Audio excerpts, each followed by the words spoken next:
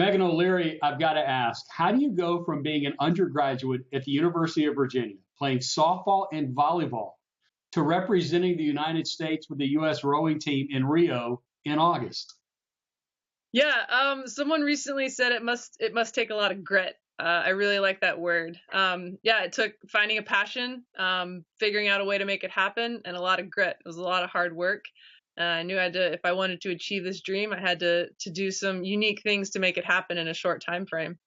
So from the time that you took up the oar, if that's the right way to say it, and the time that you knew that you and your partner, rowing partner Ellen, made the Olympic team, how many days, how many months, how many years went by? It's been 6 years, almost exactly, from since the time that I first picked up the oar to now. That was my first learn to row session was the summer of 2010, and now summer of 2016, I'm headed to the Rio Olympic Games. How do you mentally practice for the Olympics? I know you can physically practice, but how do you get your head straight?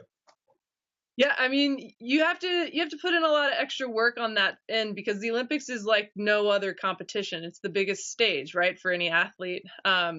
And so there's a lot of visualization. There's a lot of sort of that mind game of, okay, psyching yourself up to experience that adrenaline rush and that newness that you know that you're going to feel that you can't practice that. So you sort of have to create those mental games for yourself. It's important. It's an important part of the process.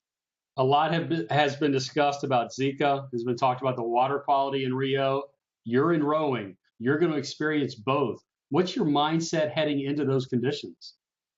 It's controlling what we can control and not getting too freaked out and stressed out about what we can't. We'll do everything to protect ourselves that we can, and then just sort of, you gotta let it go a little bit. So you don't go to Rio just to medal. You go to Rio to win gold. I'm guessing that's your goal, right?